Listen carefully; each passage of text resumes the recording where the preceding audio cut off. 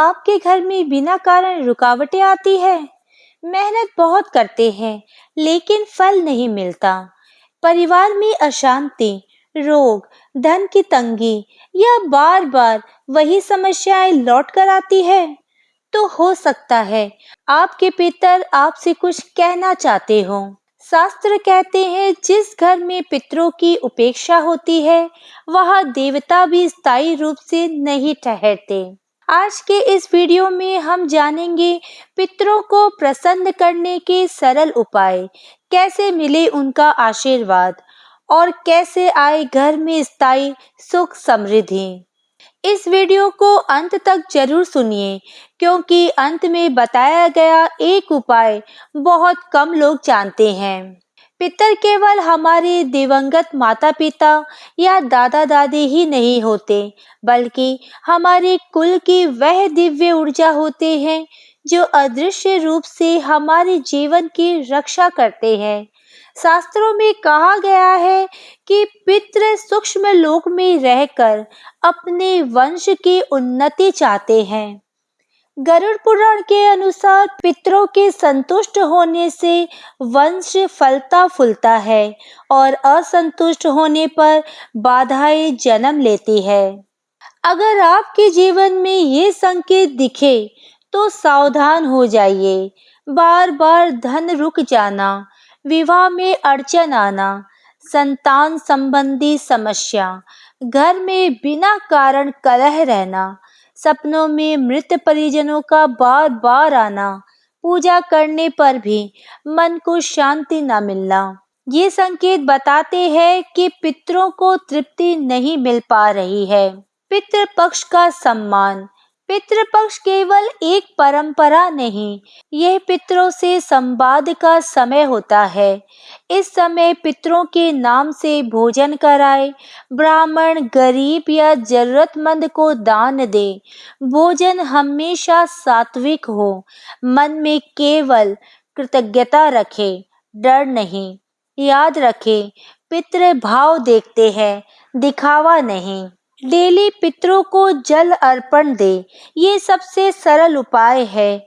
रोज सुबह तांबे के लोटे में जल लें, उनमें काले तिल डालें, सूर्य की ओर मुख करके कहे, ओम पितृभ्यो नमः। एक बार फिर से ध्यान से सुन लीजिए, ओम पितृभ्यो नमः, और जल अर्पित करें। ये छोटा सा उपाय पितरों को प्रतिदिन स्मरण करने का सबसे सरल तरीका है। अब आपको मैं अमावस्या का एक विशेष उपाय बता रही हूँ, आप ध्यान से सुनिए। पीपल के वृक्ष के नीचे जल चढ़ाए, दीपक जलाए और पीपल के पेड़ की परिक्रमा करें। मन ही मन पितरों से क्षमा मांगे। कभी कभी पितर क्रोध से नहीं, उपेक्षा से दुखी होते हैं। शास्त्रों में कौवा को पितरों का दूत माना गया है। ये बहुत ही प्रभावी उपाय है। रोज या विशेष दिन पर पहली रोटी, थोड़ा चावल या मीठा भोजन कौवे को अर्पित करें। अगर कौवा भोजन स्वीकार कर ले तो समझिए पितरों की कृपा प्राप्त हो रही है। घर में कलह, अशांति से बचें। पितृ वहां नहीं रुकते जहां माता पिता का अपमान हो, स्त्री का अपमान हो, रोज बेवजह के झगड़े हो, अहंकार, क्रोध, कलह, इन सब को आप जितना हो सके दूर रखें। अगर आप चाहते हैं कि पितरों का आशीर्वाद आप और आपके परिवार पर बना रहे, तो घर का वातावरण शांत और सम्मान पूर्वक बनाइए। सबसे गुप्त और शक्तिशाली उपाय बता रही हूँ। हर शनिवार या अमावस्या को एक दीपक लें, उसमें सरसों का तेल डालें, दक्षिण दिशा की ओर रखें। दीपक जलाकर आप ये प्रार्थना करें, हे मेरे पितरों, अगर मुझसे कोई भूल हुई हो तो मुझे क्षमा करें। आपका आशीर्वाद मेरे परिवार पर और मुझ पर हमेशा बना रहे। इस उपाय को कम से कम 21 दिनों तक लगातार करें, या हो सके और अगर 21 दिन आप ना कर पाए तो हर अमावस्या को ये करें। मैं आपको बता रही हूँ, लोगों ने अपने अनुभव शेयर किए हैं, उनके अचानक से रुके हुए काम बनने लग गए हैं।